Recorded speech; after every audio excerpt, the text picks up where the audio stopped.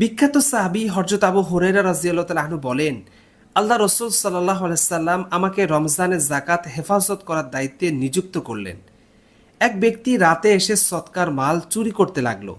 আমি তাকে পাকড়াও করলাম এবং বললাম, আল্লাহর কসম, আমি তোমাকে আল্লাহ রসুল সাল্লাল্লাহু আলাইহি সাল্লামের কাছে উপস্থিত করব।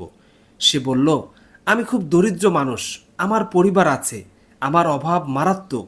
আবু হুরায়রা রাদিয়াল্লাহু তাআলা আনহু বলেন, আমি তাকে ছেড়ে দিলাম।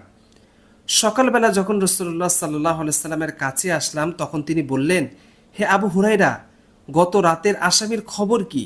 আমি বললাম, হে আল্লাহ রসুল, সে তার প্রচণ্ড অভাবের কথা আমার কাছে বলেছে। আমি তার উপর দয়া করে তাকে ছেড়ে দিয়েছি। রাসূলুল্লাহ সাল্লাল্লাহু আলাইহি সাল্লাম বললেন, অবশ্যই সে তোমাকে মিথ্যা বলেছে, দেখবে সে আবার আসবে। আমি একথা বুঝে নিলাম যে সে আবার আসবেই, কারণ রাসূলুল্লাহ সাল্লাল্লাহু আলাইহি সাল্লাম বলেছেন সে আবার আসবে। আমি অপেক্ষায় থাকলাম। সে পরের রাতে আবার এসে সৎকার মাল চুরি করতে লাগলো।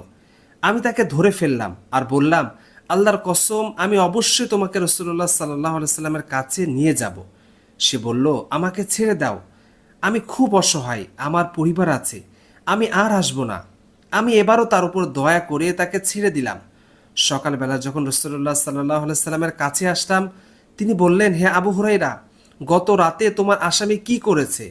আমি বললাম, হে আল্লাহ রসুল, সে তার চরম অভাবের কথা আমার কাছে বলেছে, তার পরিবার আছে, আমি তার উপর দয়া করে তাকে ছেড়ে দিয়েছি।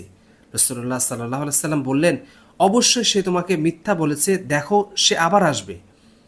তৃতীয় দিন আমি অপেক্ষায় থাকলাম। সে আবার এসে সৎকার মাল চুরি করতে লাগলো।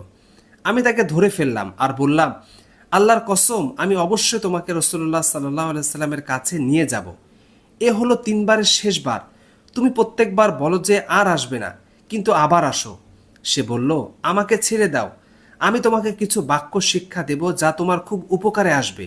আমি বললাম, কি সে বাক্যগুলো? সে বলল, যখন তুমি নিদ্রা যাবে তখন আয়াতুল কুরসি পাঠ করবে, তাহলে আল্লাহর পক্ষ থেকে তোমাকে একজন রক্ষক পাহারা দেবে, আর সকাল পর্যন্ত শয়তান তোমার কাছে আসতে পারবে না। আমি তাকে ছেড়ে দিলাম।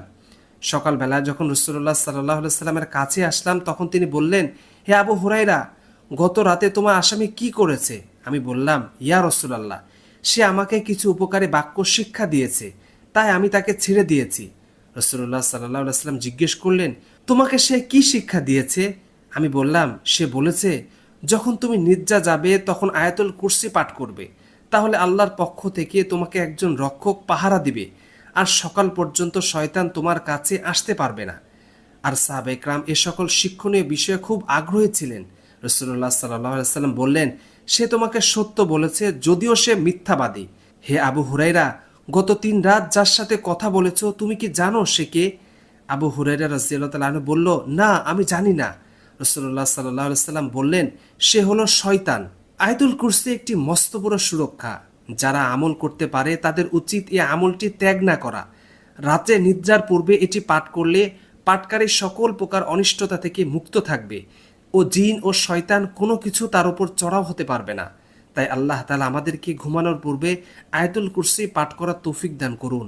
আমিন।